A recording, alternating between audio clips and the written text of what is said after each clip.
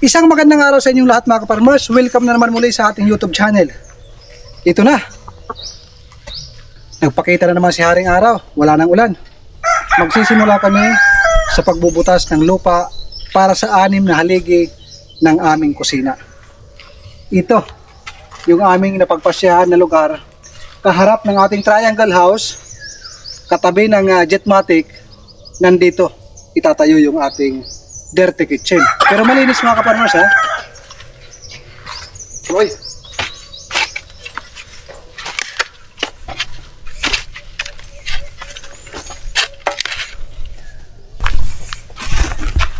Medyo mahina ngayon si Brad dahil merong injury. Nakangiti yung kanyang daliri. Tinamaan mga ka-farmers. Ito yung okra oh. Tumutubo na. Ang ganda niyan. Malapit sa kusina, garden dito sa likuran. Para pagpitas, magluluto tayo, mag-iihaw ng isda, kita yung ating triangle house, at kita yung ating mga alaga. Isa, dalawa, tatlo, pang-apat mga ka-farmers. Dalawa sa dulo, 6 lahat ng haligi. Ang bubong na ating gagamitin 10 feet. Tapos ang magagamit dito 8 piraso na yero. Mga estimate ko nasa around 2,000 plus lang. Sa bubong pa lang yan mga ka-farmers. Ayan yung pang-6. Tapos na. Tama na yan Brad. Yung isang native natin nakawala. Naghahanap ng uod. Yan na. Dahan-dahan. Yung langgam nga kahit maliit nakakagawa ng bahay. Tayo pa kaya. Naobserbahan ko mga ka-farmers, lahat ng gawain dito sa ating munting farm, kahit mahirap, basta't sisimulan mo, matatapos at matatapos din yan. Kasi si Brad, yung partner ko sa una, yung kapatid ko, pag nagsisimula kami ng trabaho, sasabihin ka agad hindi yan kaya. Pagod. Gusto ko yung partner na positive lagi. Kahit hindi kaya, kakayanin, susubukan. At least sinubukan. Di ba Brad? Yes. Kasi kung hindi naman kaya, di hinto tayo. Ang importante sa amin, may iniinom, may tubig, at mayroong nakikita na improvement araw-araw dito sa ating munting farm.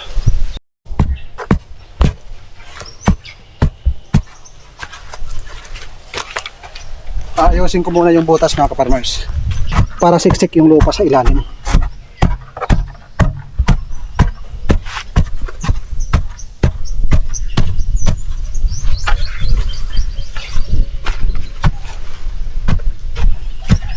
Para pantay yung pagkakalibil niya sa ilalim.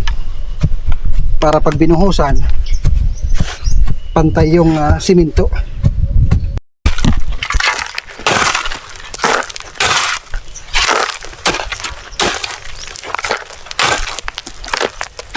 Ito yung mga sobra na mga graba at buhangin nung gumawa tayo ng triangle house.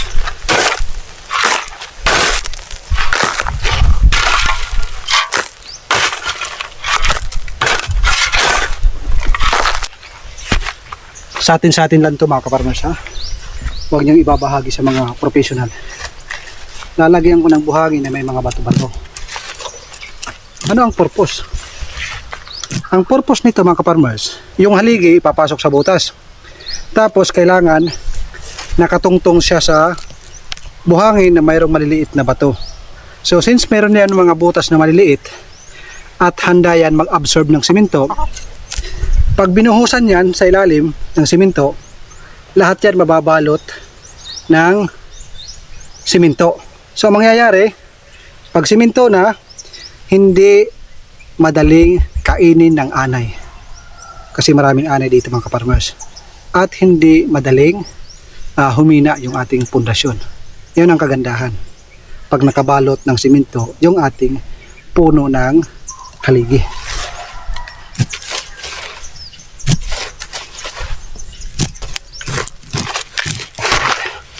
Tamang pantay lang. Yan, okay na yan.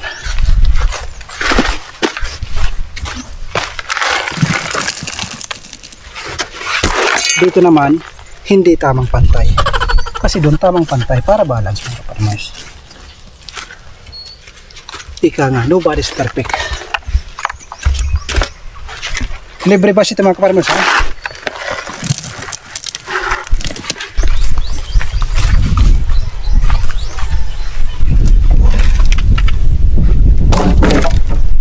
Ito yung ating haligi.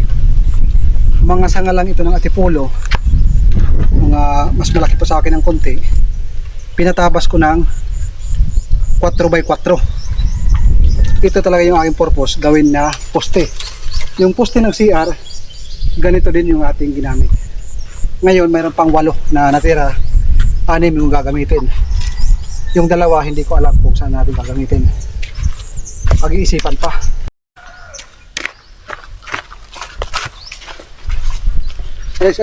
Alis.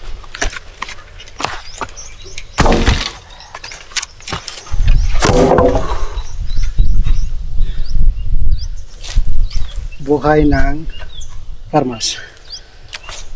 Tuloy ang trabaho.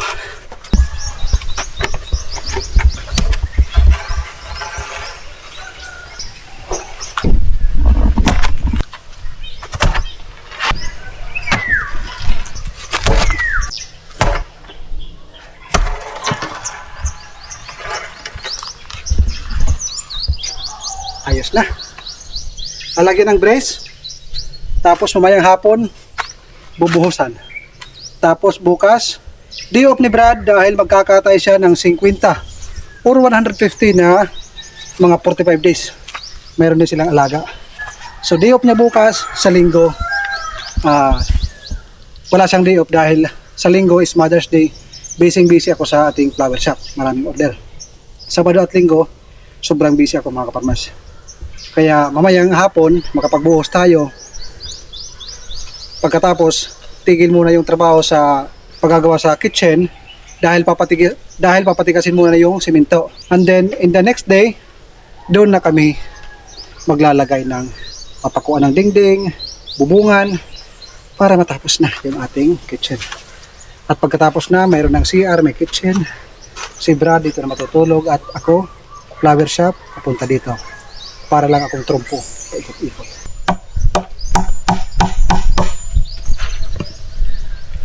Ito yung pinakamatindi ng nibil. Okay? Huwag nyo itong ibabahagi sa mga professional, ha? Napagalitan tayo. Okay.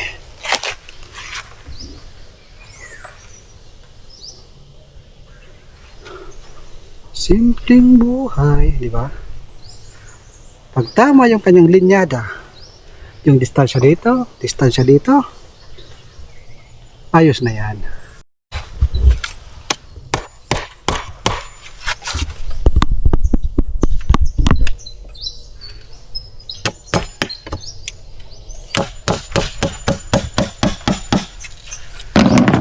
Iha, mga kaparmas, alas 11:30 na. Malapit na ang lunch break. Dito na, mga kaparmas. Yung layout. Poste na itayo na. Dito, ikot ka. Naitayo na yung poste. Ito yung ating Jetmatic. Oh.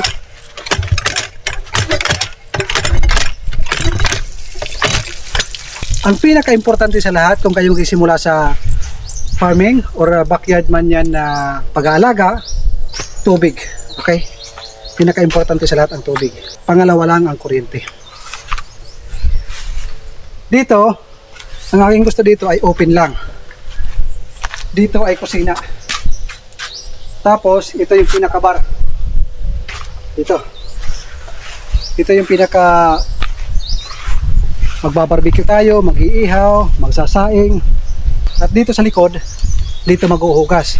Dahil malaki ito, pwede tayo makapaglagay ng mga stock, mga pagkain ng mga manok, para yung ating triangle house malinis at para bang yung para bang nasa magandang farm na pwedeng mag-relax, pwedeng makabisit. Tapos inshallah, pag nalagyan niya ng hardiplex para malinis at hindi na kailangan maraming finishing ang gawin. Ipinturahan at lalagyan ko dyan ng ka-farmer's idea, di ba? Tapos dito, iwan ko lang, ka-farmer's idea kitchen, di ba? Para maganda sa paningin. Pag tayo pumupunta, yung ating mga kaibigan pupunta dito, kaibigan ni Mrs., magyaya, punta tayo sa inyong mga alaga. At lalo na pag linggo, ayun, sarap mag tuba dito, tapos may inihaw. Tama na ang pintuhan mga ka-farmers dahil nagugutom na ho kami.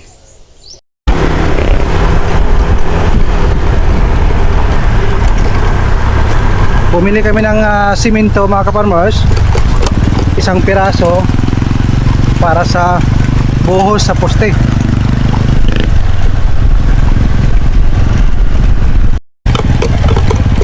Sumayad na sa tambot sa mga ka-farmers, nabutas.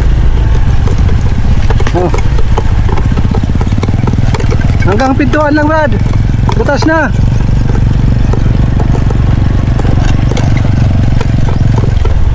Oh, tama na, tama na.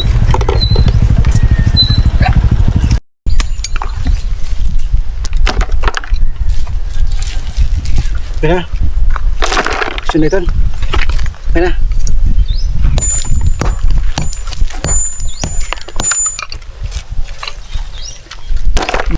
Nakikita niyo yan.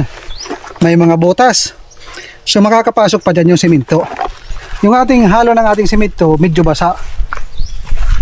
Yung parang lugaw. Para makapasok siya ng insakto.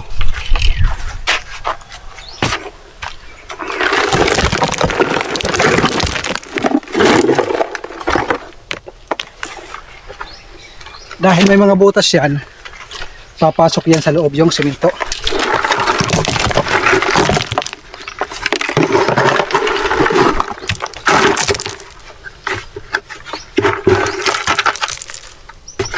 Init.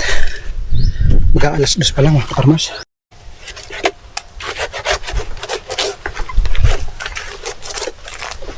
Ito yung puno ng saging.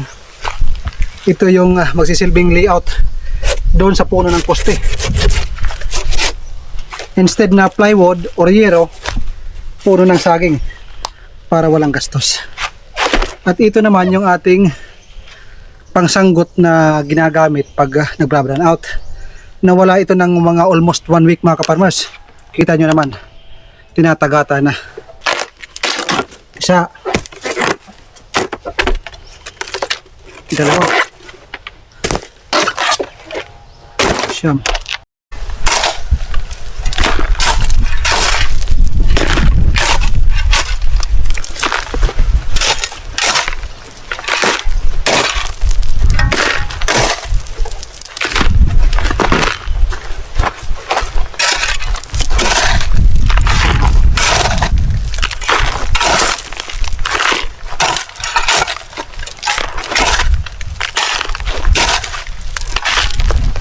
Siyam.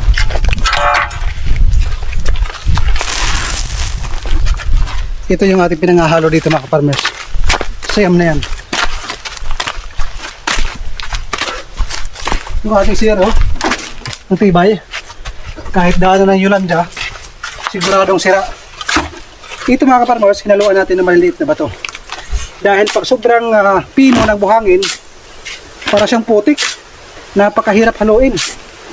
Titigas naman siya pero sobrang hirap. Ito yung buhangin na ito, nakuha natin doon sa ilalim ng septic tank. Puro buhangin yung ilalim ng lupa natin.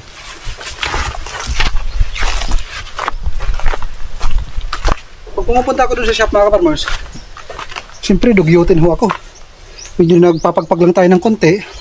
Tapos pag nakikita yung ating itsura na parang naman itong taga-bukid, parang nag-ibang itsura ng customer. Pero pag nakikita yung susi ng ating sasakyan, nag-iiba na naman. Sabi pa nga nila, don't judge the book by its cover. English yun, baka na kayo umintindi. Basta ako, sisipagan ko lang. Magmukha man tayong gusgusin, ang importante, mayroon tayong improvement araw-araw.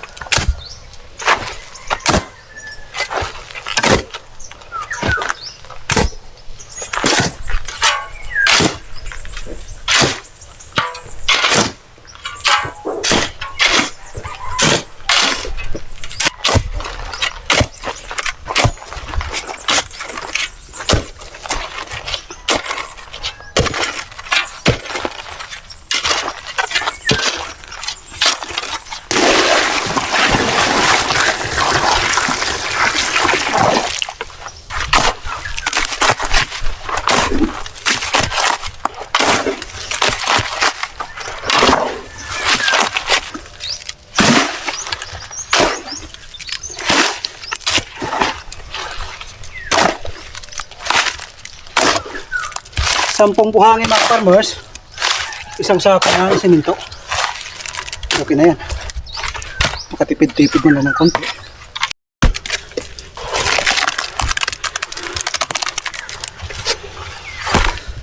As usual, kakamayin. Sabi nga ng kaibigan ko na mga Indiano, mas malinis ang kamay mo kaysa gumamit ka ng kutsara. Dahil ang kutsara, iba't ibang tao ang sumusubo sa kanilang bibig. Tama nga naman mga kaparmas.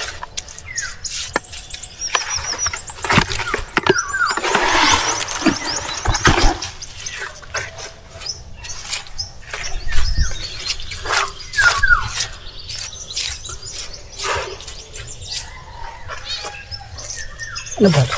What do you think? Thinking of you?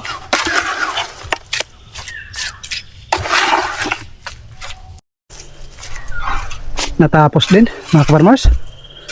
Ito lang yung kinaya ng isang simento. Ayan, nabuhusan. Nabuhusan natin lahat, pero yung apat hindi siya masyadong naka-elevate. Parang halos pumantay lang sa lupa. Ang ating sinigurado na may angat, ito, yung dalawa na yan mga kaparmers. Hanggang dito yan yung kanyang buhos. Ayan. Ganun din. At dito naman, nilagyan natin ng tapal. Dahil, yung ating Jetmatic, yung tubig pumupunta dito. Dito dumadaan. So, since ito ang entrance, hindi pwedeng makadaan dito ang tubig. Doon na sa likuran yung tubig at gagawa tayo ng pinaka-septic tank para hindi maging maputik dito sa ating kitchen at walang amoy. Ayan na. Mataas dito, doon mababa. Ayan na. Sa araw na ito, naitayo yung mga poste ng ating kusina.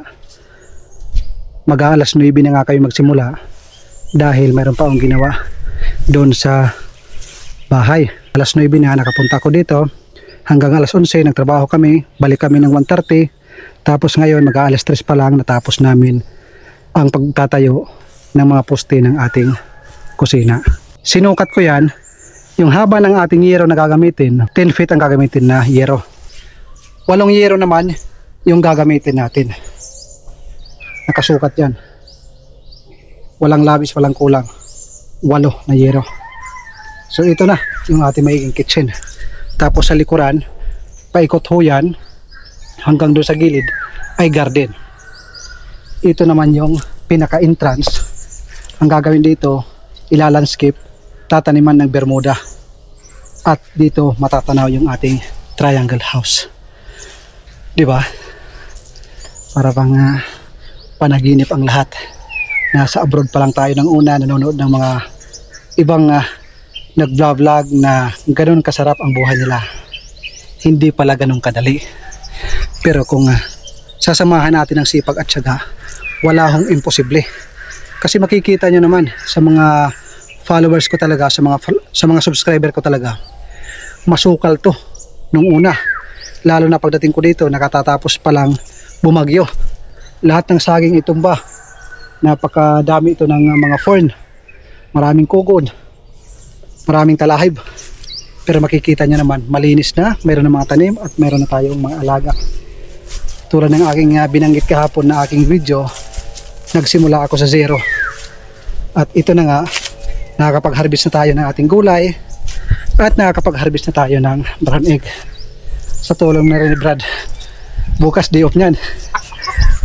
Pero sa linggo, wala munang day off dahil Mother's Day. Pinabati ko lahat ng mga ina, lula at lahat ng nagpapaka-ina.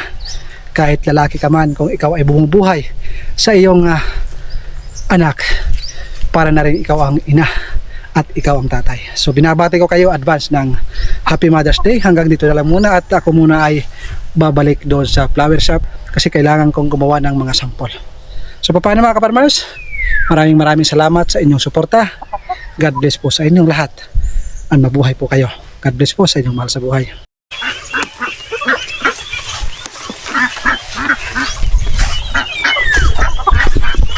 Hala,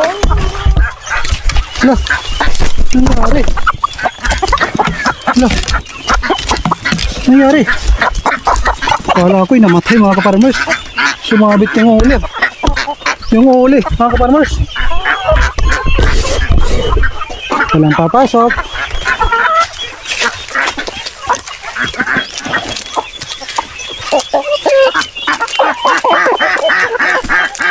Ang takaw sa dahon ng bilanghoy mga kaparmers.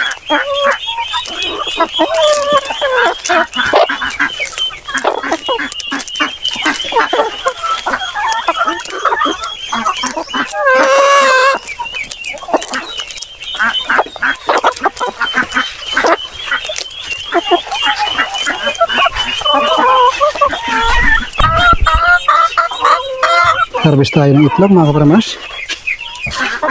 Napapansin ko bakit palaging halos wala dito sa gitna. Minsan isa lang. Lahat nasa gilid, kabilaan.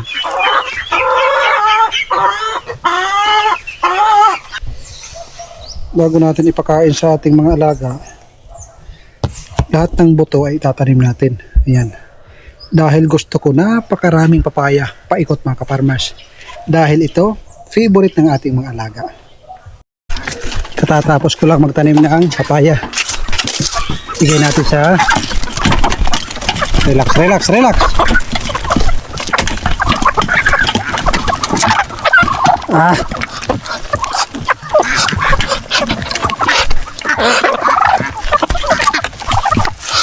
Dito.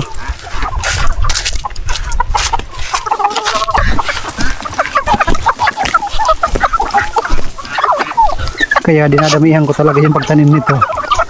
Dahil napakalaking tulong ito mga kaparmers. May gulay na tayo, mayroon pang pagkain yung ating mga alaga. Lahat pwede ito mga kaparmers. Peking duck, native na manok at saka heritage chicken.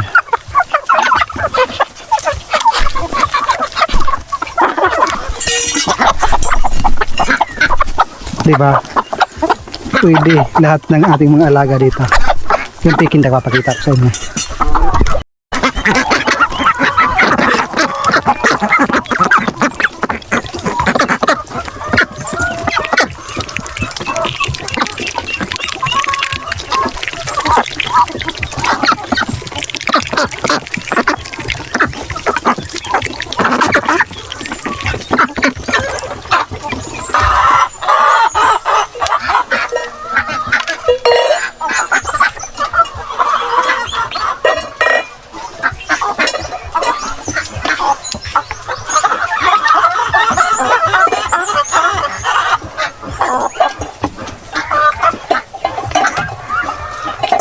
Mabilisan lang yung ating pag-harvest dahil si Mrs. naghihintay doon sa flower shop.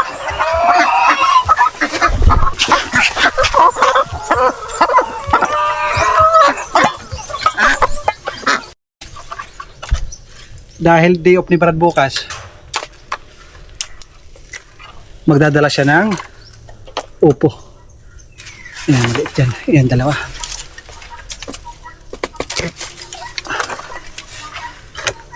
Ayan na. Yan ang sinasabing pag may itinanim, mayroong aanihin. Ang dami pang bunga. Pakain natin yan sa ating mga alaga dahil dalawa ng beses naggulay kami. Nilagyan namin ng baboy, nilagyan ng miswa. Ano kaya yung sunod na pagkaloto mga kaparmers? Yung kalabasa hindi pa pwede.